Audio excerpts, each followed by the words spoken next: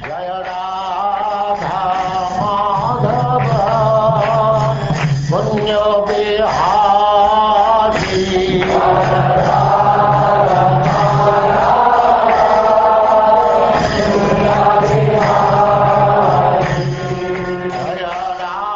And now Chapter 12, Conversation between Maharaj Rahugana and Jud Bharat.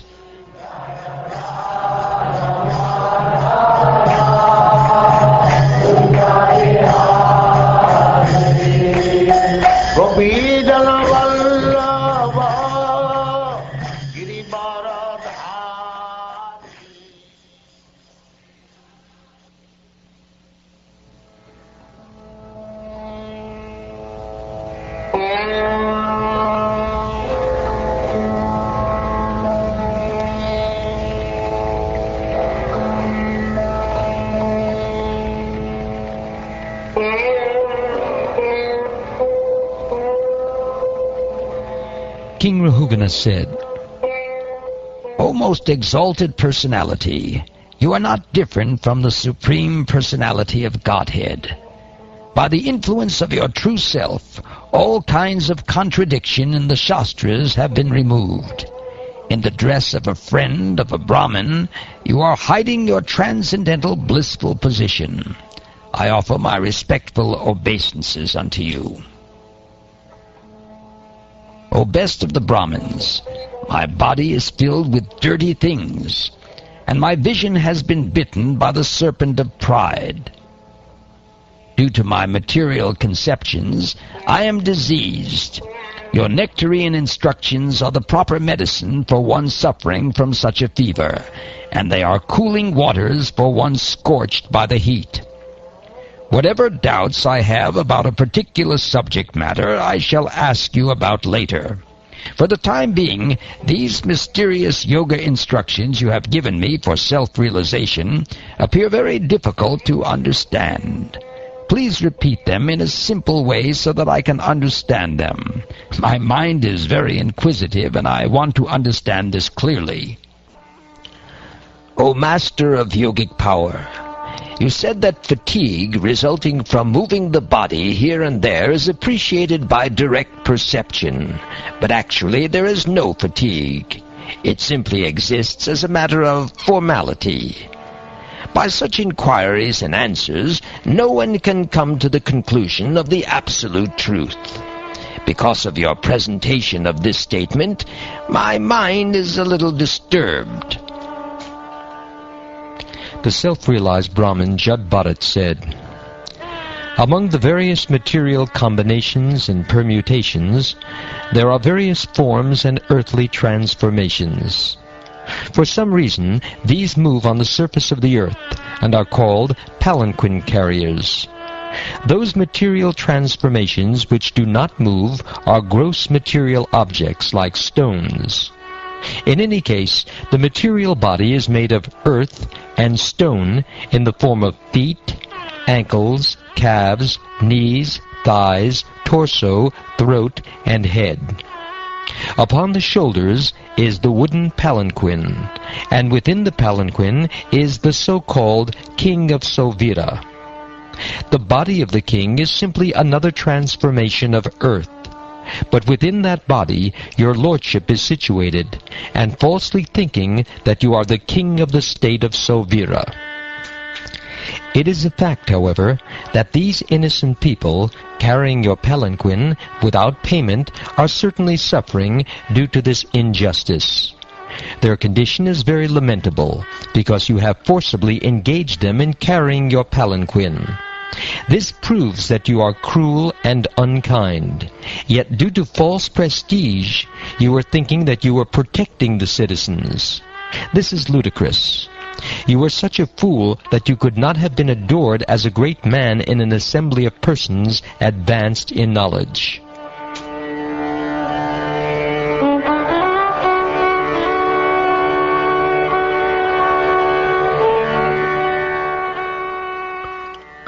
All of us on the surface of the globe are living entities in different forms. Some of us are moving, and some not moving. All of us come into existence, remain for some time, and are annihilated when the body is again mingled with the earth. We are all simply different transformations of the earth. Different bodies and capacities are simply transformations of the earth that exist in name only, for everything grows out of the earth, and when everything is annihilated, it again mingles with the earth. In other words, we are but dust, and we shall but be dust. Everyone can consider this point. One may say that varieties arise from the planet Earth itself. However, although the universe may temporarily appear to be the truth, it ultimately has no real existence. The Earth was originally created by a combination of atomic particles, but these particles are impermanent. Actually, the atom is not the cause of the universe, although some philosophers think so. It is not a fact that the varieties found in this material world simply result from atomic juxtaposition or combination. Since this universe has no real ultimate existence, the things within it, shortness, differences, grossness, skinniness, smallness, bigness, result, cause, living symptoms, and materials, they are all imagined. They are all pots made of the same substance, earth, but they are named differently. The differences are characterized by the substance, nature, predisposition, time, and activity. You should note that all these are simply mechanical manifestations created by material nature. What then is the ultimate truth? The answer is that non-dual knowledge is the ultimate truth. It is devoid of the contamination of material qualities. It gives us liberation. It is the one without a second, all-pervading and beyond imagination. The first realization of that knowledge is Brahman. Then Paramatma, the Supersoul, is realized by the yogis who try to see him without grievance. This is the second stage of realization. Finally, full realization of the same supreme knowledge is realized in the Supreme Person. All learned scholars describe the Supreme Person as Vasudeva, the cause of Brahman, Paramatma, and others. My dear King Rahugana, unless one has the opportunity to smear his entire body with the dust of the lotus feet of great devotees, one cannot realize the absolute truth. One cannot realize the absolute truth simply by observing celibacy or brahmacharya, strictly following the rules and regulations of householder life, leaving home as a vanaprastha, accepting sannyas or undergoing severe penances in winter by keeping oneself submerged in water or surrounding oneself in summer by fire and the scorching heat of the sun. There are many other processes to understand the absolute truth, but the absolute truth is only revealed to one who has attained the mercy of a great devotee.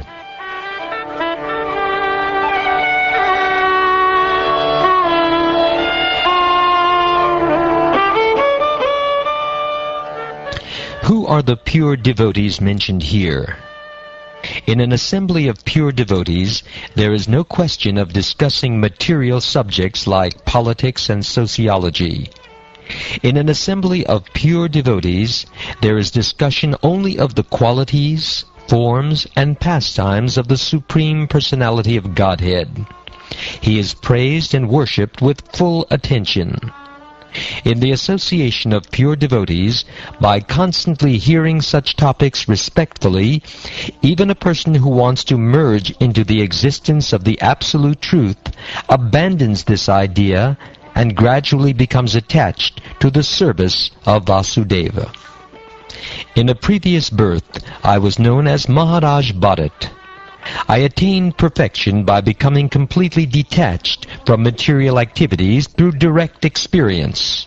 And through indirect experience, I received understanding from the Vedas. I was fully engaged in the service of the Lord, but due to my misfortune, I became very affectionate to a small deer, so much so that I neglected my spiritual duties. Due to my deep affection for the deer, in my next life I had to accept the body of a deer. My dear heroic king, due to my past sincere service to the Lord, I could remember everything of my past life, even while in the body of the deer. Because I am aware of the fall down in my past life, I always keep myself separate from the association of ordinary men. Being afraid of their bad materialistic association, I wander alone, unnoticed by others. Simply by associating with exalted devotees, anyone can attain perfection of knowledge, and with the sword of knowledge can cut to pieces the illusory associations within this material world. Through the association of devotees, one can engage in the service of the Lord by hearing and chanting, or Shravanam Kirtanam. Thus one can revive his dormant Krishna consciousness and, sticking to the cultivation of Krishna consciousness, return home back to Godhead even in this life.